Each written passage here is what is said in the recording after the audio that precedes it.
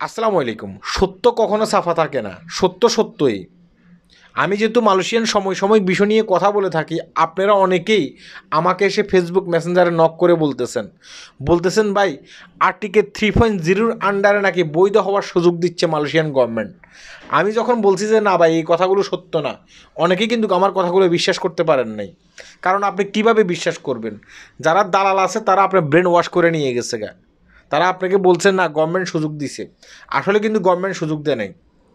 আজকে দেখেন মালয়েশিয়ান ইমিগ্রেশনের পক্ষ থেকে তারা কি বলছে, এই যে দেখেন এটা হচ্ছে পত্রিকা।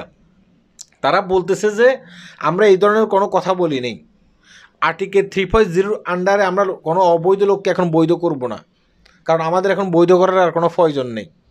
যারা এই মিথ্যে গুজবগুলো ছড়াইতেছে, হ্যাঁ, তাদের বিপক্ষে তারা আইনানুগ ব্যবস্থা নেবে।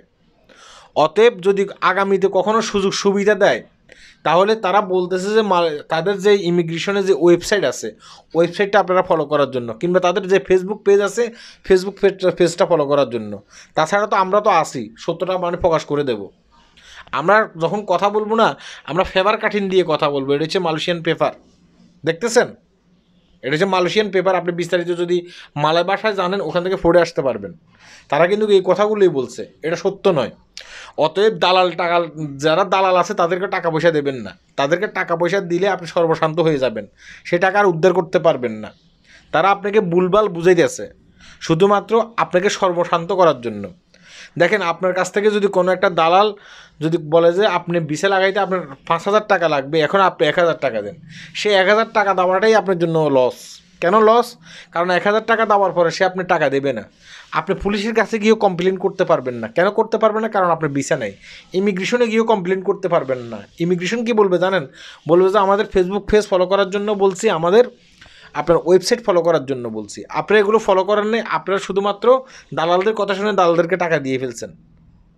সেই দালাল আপনার কাছ থেকে যে টাকা নেবে, সেই ধরনের কোনো ডকুমেন্ট আপনাকে দেবে না। অতএব এইটা সত্য নয়। যখন বলবে যে ভিসা লাগানোর কথা, তখন আমরা এসে আপনাকে বলবো। আমি তো আপনাকে বলবো না যে ভাই আমি ভিসা লাগাই দেবো। তখন আমরা এসে বলবো যে ভাই আজকে মালয়েশিয়ান গভর্নমেন্ট সুযোগ দিছে ভিসা লাগানোর জন্য, এখন থেকে ভিসা লাগানো শুরু।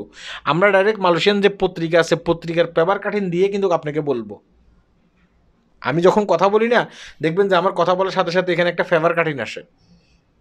আপনি সেখান থেকে ক্রস চেক করে দেখতে পারেন। আমার কথা শুনতে হবে আপনাকে, বিষয়টা কিন্তু তা নয়। অতএব দালালদের কথা শুনে প্রলোভনে পড়বেন না। এই দালালেরা কি করে জানেন? এই দালালেরা শুধুমাত্র তাদের পকেট ভর্তি করার জন্য আপনাদেরকে ভুলভাল বোঝায়। আর আপনারা সারাদিন কনস্ট্রাকশনের কাজ করেন, অন্যান্য খেতে খামারে কাজ করেন, কিংবা রাস্তায় কাজ করেন, পরিশ্রমের টাকা ইনকাম করেন, সে টাকা তাদেরকে ঢেলে দেন। তারা খুব খুশি, আর আপনি কষ্ট পান। তাই এই কাজটি করতে যাবেন না। ভিডিওটি শেয়ার করবেন, শুধুমাত্র যে আপনি উপকৃত হবেন এই ভিডিওটি দেখে, এটা কিন্তু করবেন না। যেন অন্য একজন এই ভিডিওটি দেখে সে একটু করতে পারে, এই কথাগুলো বুঝতে পারে। তাই ভিডিওটি শেয়ার করবেন। হ্যাঁ, আল্লাহ হাফেজ।